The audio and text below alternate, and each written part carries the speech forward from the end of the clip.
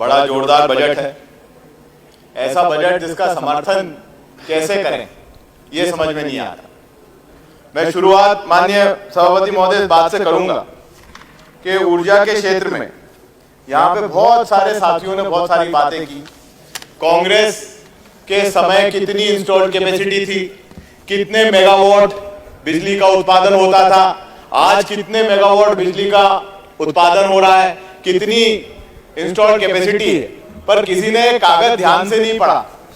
अगर आप ध्यान से पढ़ते तो इसमें यह लिखा है कि 23,000 करोड़ से ऊपर की सब्सिडी हर वर्ष दी जाएगी और प्रावधान किया है 18,000 करोड़ का। तो मैं 5,000 करोड़ क्या वित्त मंत्री जी कहीं और से व्यवस्था करेंगे कि आप कोई व्यक्तिगत व्यवस्था करने वाले हैं, ये बताने की कृपा करें। माननीय सभापति महोदय, मेरे कई साथी मुस्कुरा रहे हैं। जब बिजली कटी हुई है, गांव की ट्रांसफार्मर उतारे गए हैं और लगभग अगर फाइनेंशियल डेफिसिट है तो 35,000 करोड़ से ज्यादा की आवश्यकता ऊर्जा विभाग को है, जिसके विरुद्ध आप आधा पैसा दे रहे हैं। मुस्कुरा लो, हंस लो। अभी बहुत सारे साथी बड़े मुस्कुरा के भाषण दे रहे हैं, पर जब बिजली नहीं मिलेगी, गांव में अंधेरा होगा और आप ना कोयला खरीद पाएंगे, आप तो दुआएं करो अच्छे मिले बिजली, कंपनी चला पाएंगे। आपके नीमच में तो सबसे ज्यादा आप खड़े हो रहे हैं, बहुत अच्छा है, पर माननीय सभापति महोदय पूरे 52 जिलों में और नीमच खासकर बिजली बंद है। और आज जब बोर्ड की परीक्षाएं ऊर्जा का प्लांट लगा हुआ है, डाटा बने हुए देने के मामले में सभापति महोदय जनरेटिंग कंपनी की हालत खस्ता है। आपको जितना पैसा देना चाहिए था आपने नहीं दिया। आपको करीबन 15,000 करोड़ रुपए का प्रावधान तो सिर्फ जनरेटिंग कंपनी के लिए करना था, ताकि आपकी जो जनरेशन की इंस्टॉल्ड कैपेसिटी है वो आप पूरी चला सकें। और बड़ा आश्चर्य होता है सभापति महोदय, जब बिना बिजली खरीदे गुजरात के एक पावर प्लांट को 17 रुपए यूनिट के मान से 50 मेगावाट का पेमेंट हर साल मध्य प्रदेश करता है। एक तरफ तो वो किसकी कंपनी है, वित्त मंत्री जी जांच करवाएंगे क्या? किसकी कंपनी है जिसको 17 रुपए प्रति यूनिट से 50 मेगावाट का पेमेंट हो रहा है? और गुजरात का ये गैस आधारित बिजली का कारखाना मध्य प्रदेश के रहमो करम पे चल रहा है माननीय सभापति महोदय। और गुजरात में क्यों चल रहा है ये गैस कारखाना? मध्य प्रदेश भी बना लेते, उत्पादन का कारखाना यहां बनवाते तो हो सकता मध्य प्रदेश में कुछ लोगों को रोजगार मिल जाता, पर गुजरात की के कारखाने को आप पोषित कर रहे हैं। माननीय सभापति महोदय, यही नहीं, आप जो आपका हिस्सा बनता है सरदार सरोवर बांध से, या बड़वानी जिले के हमारे माननीय विधायक बैठे हैं और भी हमारे आदिवासी क्षेत्र के माननीय विधायक बैठे हैं जिनकी जमीन डूबी है सरदार सरोवर में। जितना हमारा शेयर है 63% का, उसमें से आधा भी आप ड्रॉ नहीं कर रहे हैं। तो किसको आप गुजरात की सरकार के हिस्सा हैं कि आप मध्य प्रदेश की सरकार का हिस्सा हैं? मैं मानता हूं कि गुजरात के अगर ऊपर उंगली उठाओगे तो कुर्सी चटक जाएगी। सब अपनी अपनी कुर्सी बजाओ, पर मध्य प्रदेश के साथ तो न्याय करो। जिस 60 करोड़ जनता ने आपको चुन के यहां बिठाया है उसके साथ तो न्याय करो, उसके साथ आप न्याय नहीं कर। आप अपनी कुर्सी बचाने के चक्कर में गुजरात की सरकार को मदद कर रहे हैं। और यही नहीं, अब क्या कहें, बिजली तो बहुत दूर की बात है, शेर तेंदुए ही भेज दिए वहां पे और वहां से तोते लेके आए। वो तोते हैं कि उड़ गए? उड़ गए। छिपकली, ये छिपकली वाला कौन है साहब, ये भी बता दें।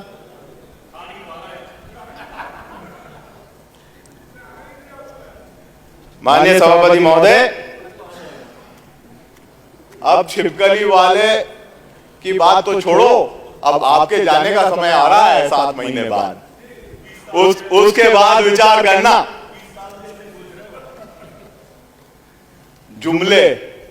जुमलों से भरा बजट, खेती में देख लो माननीय सभापति महोदय, खेती के मामले में, कृषि के मामले में ये एक बड़े जोरदार आंकड़े हैं। प्राकृतिक खेती की बात हमेशा यहां से माननीय मुख्यमंत्री महोदय करते हैं। 19 साल में 72,000 किसानों को लाभान्वित कर पा रहे हैं। 19 साल में 72,000 किसानों को मध्य प्रदेश में लाभान्वित किया प्राकृतिक खेती, और भाषण 2 घंटे का हर जिले में, और आंकड़ा आता है 72,000। मोटा अनाज इंटरनेशनल ईयर ऑफ मिलेट्स, ये तो दिल्ली में भी इसकी होगी जांच। माननीय वित्त मंत्री जी, क्या आपने इसमें क्या कदम उठाया? ना के बराबर कदम आपने उठाया, जबकि मोटा अनाज और ये जो मिलेट्स है, ये हमारे प्रदेश में चाहे बुंदेलखंड हो, चाहे बघेलखंड हो, चाहे मालवा हो, हमारे सारे इलाकों में इसकी खेती बहुत अच्छी तरीके से की जा सकती है। आप भी बुंदेलखंड से आते हैं सभापति महोदय, बिल्कुल आपके यहां भी ये खेती होती है, पर क्या प्रोत्साहन मिला? कोई प्रोत्साहन नहीं मिला। हमारे कई साथी यहां पे बैठे हैं, और माननीय सभापति महोदय, हाँ सभापति महोदय भी मेरी बात से सहमत है, पर मेरा बुंदेलखंड से, तो हमने कहा बुंदेलखंड से।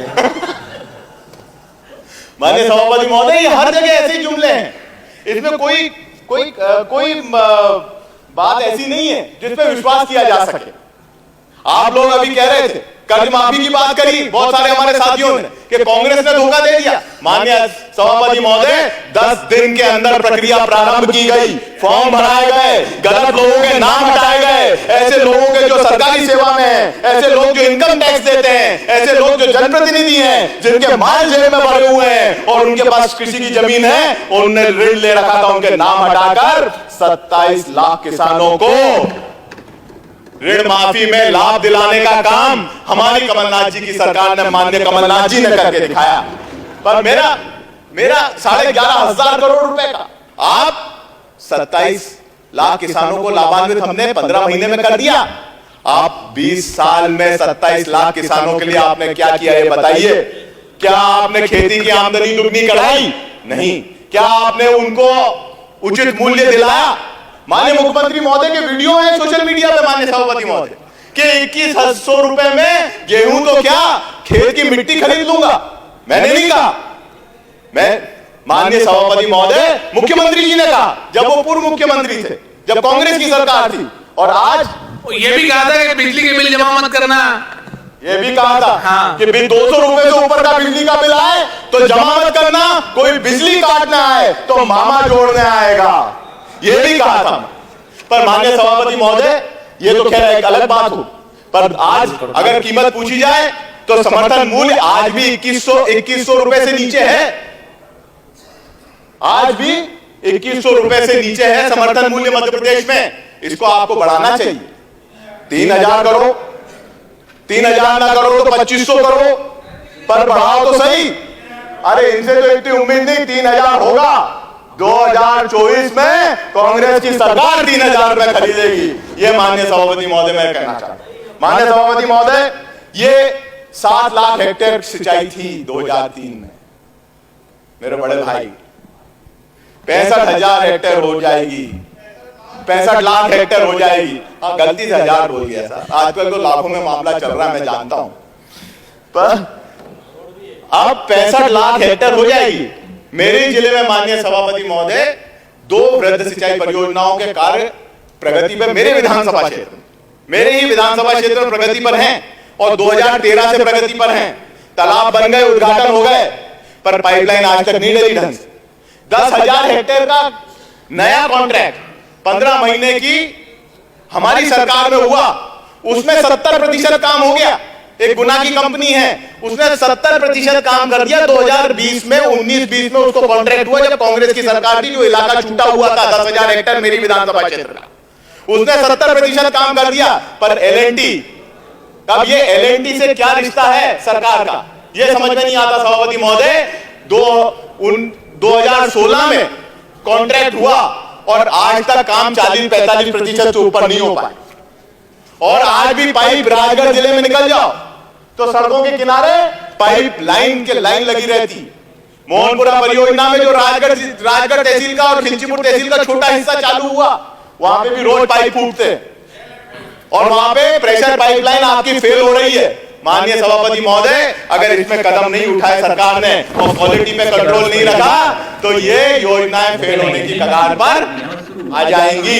ये प्रेशर पाइपलाइन की जितनी आप दुहाई दे रहे हो, ये टेक्निकल मामला है भाई साहब, थोड़ा समझना अच्छी तरह से इसको। मेरा निवेदन है सभापति महोदय, मंत्री जी टेक्निकल मामला है, थोड़े अच्छे सलाहकार रखो और उनसे सलाह लो।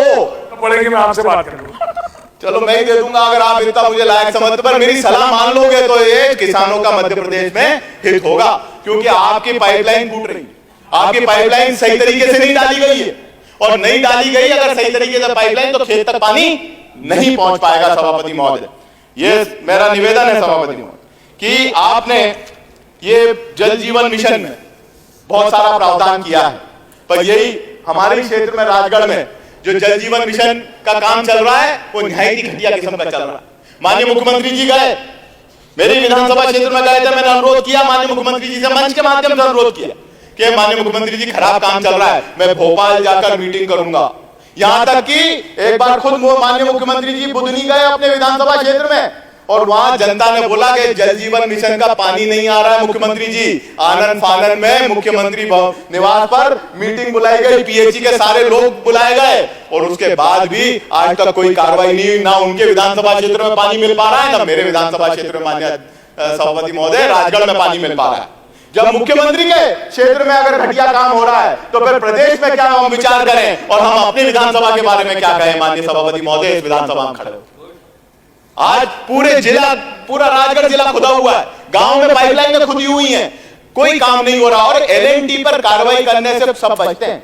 यहाँ के राज्य मंत्री पहुंचे थे जिले में, बड़ी बड़ी हेडलाइन छपी के एफआईआर दर्ज की जाएगी, कोई एफआईआर दर्ज नहीं की गई माननीय सभापति महोदय, और आज भी उम्मीद नहीं है कि चुनाव से पहले वहां पर पानी पहुंच सके। तो मेरा निवेदन है, आप अगर ये सब बजट प्रावधान कर रहे हैं और इतना घटिया काम हो रहा है और ठेकेदारों को प्रोटेक्शन मिल रहा है, तो क्या हो रहा है, खेल कहां हो रहा है, गड़बड़ कहां हो रही है, इसकी जांच कौन करेगा। माननीय सभापति महोदय, माननीय सभापति महोदय, मेरा एक अनुरोध है कि हमारे यहां अभी जो बजट छपा, टैबलेट में मैंने भी बजट पढ़ा, बड़ा जोरदार था, टैबलेट में था, हमारे कई विधायक साथी उसको ध्यान से देख रहे थे कि जिले का नाम मिल जाए, जिले का नाम मिल जाए। पीडब्ल्यूडी के बजट में राजगढ़ जिले का एक नाम नहीं। हमने सिंचाई विभाग का बजट खोला, मैंने हो सकता है कि अभी तो सलाहकार बना रहे हैं बड़े भाई साहब, चाहे कुछ व्यवस्था की हो, तो उसमें कोई नाम नहीं। तो माननीय सभापति महोदय, कि अगर ऐसा सौतेला व्यवहार होगा और प्रदेश के साथ ऐसा खिलवाड़ होगा तो कैसे काम चलेगा। मेरा आपसे अनुरोध है कि आप चीते लेके आए, 300 करोड़ रुपए की लागत से चीते आए यहाँ पे, कहां, कोई तो नामीबिया से आया, कोई साउथ अफ्रीका से आया। ये जो कूनो का राष्ट्रीय उद्यान है माननीय सभापति महोदय, ये तैयार किया गया था एशियाटिक लायन के। मैंने माननीय सभापति जी, बड़ा अच्छा विषय, क्रूनो में इतने सारे चीते आए, श्योपुर में करोड़ों करोड़ रुपए खर्च हुआ। दुर्भाग्य है मध्य प्रदेश का कि श्योपुर जिला जहाँ चीते लाए गए, सबसे ज्यादा कुपोषित यदि मध्य प्रदेश में कोई जिला है श्योपुर है। यदि ये राशि उन कुपोषित बच्चों के लिए खर्च की जाती तो शायद दाग हमारे माथे से मिट जाता। और वो अब तो अफ्रीका से आए हुए मेहमान भी कुपोषित हैं, उनके पोषण के लिए भी कोई ध्यान नहीं दे रहा।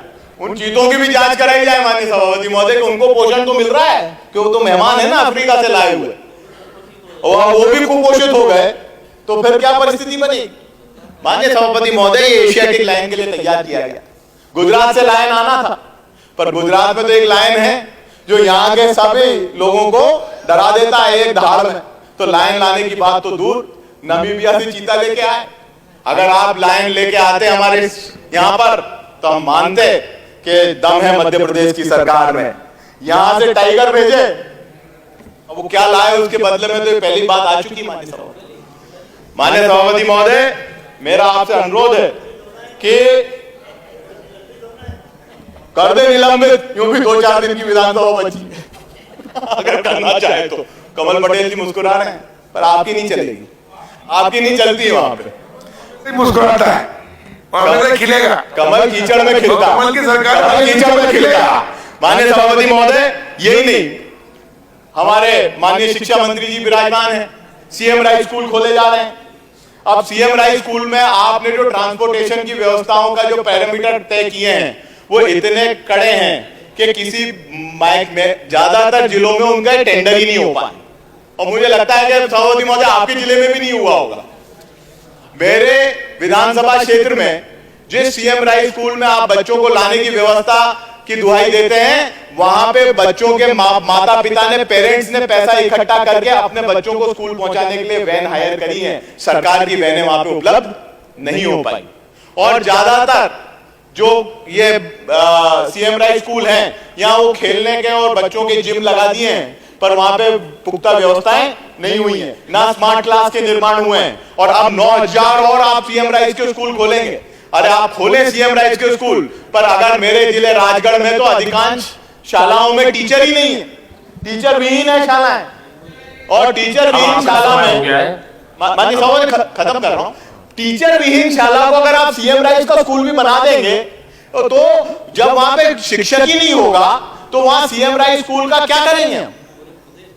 और पूरे प्रदेश का माननीय सभापति महोदय, प्रियवर सिंह जी एक मिनट, माननीय अध्यक्ष महोदय, आपको पता है मुंगेरी लाल मर गया? जब मुंगेरी लाल मर गया, मुझे बजट देखा कि मेरे सपनों से भी ये वो है, तो देख के मर गया। माननीय सभापति महोदय, मेरा तो ये अनुरोध है, पहले आप शिक्षकों की व्यवस्था करें, आप उनका स्कूल के इंफ्रास्ट्रक्चर की व्यवस्था करें, वहां पे बच्चों को लाने ले जाने की व्यवस्था करें, इसके ऊपर ध्यान दें, संख्या बल पे ध्यान दे रहे हैं। हमने 9000 बना दिए, हमने 6000 बना दिए, हमने 4000 बना दिए। अब क्या करेंगे उन स्कूलों का जब उनमें कोई कुछ होगा ही नहीं, तो जब उनमें शिक्षा का स्तर ही नहीं होगा। और यही हालत आपके अस्पतालों की। 12000 से ऊपर इसमें लिखा है माननीय सभापति महोदय, 12000 से ऊपर प्राथमिक स्वास्थ्य केंद्र बनाए गए। क्या हालत है मध्य प्रदेश में प्राथमिक स्वास्थ्य केंद्रों की? डॉक्टर तो बहुत दूर की बात, कंपाउंडर नहीं है, ड्रेसर नहीं है, नर्स नहीं है, दवा नहीं है, और दरवाजे नहीं खुलते, ताले लगे रहते हैं। माननीय सभापति महोदय, इन हालात में अगर यहाँ की स्वास्थ्य व्यवस्थाएं हैं तो आप क्या करेंगे? मेडिकल कॉलेज का भूमि पूजन कर दिया आपने, आप तो संतुष्ट हो जाते हैं। अभी एक मंत्री जी कह रहे थे कि भूमि पूजन करेंगे, हमारे शिक्षा मंत्री जी कह रहे थे कि आने वाले समय में हम भूमि पूजन करेंगे। क्या भूमि पूजन टारगेट है कि जनता को सुविधा दिलाना इस सरकार का टारगेट है? ये मुझे बताने की कृपा करें माननीय सभापति महोदय। मैं इस बजट से बिल्कुल सहमत नहीं हूं। शिक्षा के क्षेत्र में यह फेल है, कृषि के क्षेत्र में यह फेल है, और स्वास्थ्य के क्षेत्र में फेल है। सिंचाई के क्षेत्र में जो काम हो रहा है वो पूरे प्रदेश में घटिया हो रहा है। वो करम डैम का तो है ही उदाहरण, पर यह प्रेशर पाइपलाइन राजगढ़ की, ये भी एक बहुत बड़ा वो बनेगा। पीएचसी के मामले में घटिया काम हो रहा है, और आप आंकड़ों में गांव जोड़ रहे हैं, पर पानी उन गांवों में सही उपलब्ध आप नहीं करा पा रहे हैं। आपकी सरकार इन सारे मोर्चों पर फेल हो चुकी है, और आप सिर्फ जुमलेबाजी में। अब माननीय सभापति महोदय, आखिरी बात, लाडली बहना बहुत अच्छा। द्वापर युग में भी एक भाई था जिसकी थी लाडली बहना, उसने सत्ता प्राप्ति के लिए अपनी बहन के आंखों पर पट्टी बांध दी, और गांधार नरेश ने हस्तिनापुर में आके राज किया। वैसे का वैसा ही मध्य प्रदेश में होने जा रहा है माननीय सभापति महोदय। इसलिए मैं इस बजट का विरोध करता हूं, और ये बजट एक झूठ का पुलिंदा है माननीय सभापति महोदय। धन्यवाद। लाडली लक्ष्मी का विरोध कर रहा हूं, श्री दिनेश राय मुर्मू, लाडली बहना योजना का विरोध कर रहा हूं क्या? बजट का कर रहा हूं, और लाडली बहना योजना में जो आप ठगी कर रहे हो उसका विरोध कर रहा हूं। ठगी, आप जिनको सपने दिखा रहे हो उनको आप राशि नहीं देने वाले। जून में फॉर्म भराएंगे, जुलाई में राशि मिलेगी, अगस्त में चुनाव हो जाएंगे, और उसके बाद जैन। अरे इतने ही अगर आपको बहनों की चिंता है तो 1 साल का पैसा एडवांस खाते में डालिए, फिर मानेंगे कि आपकी सरकार बन रही है। एडवांस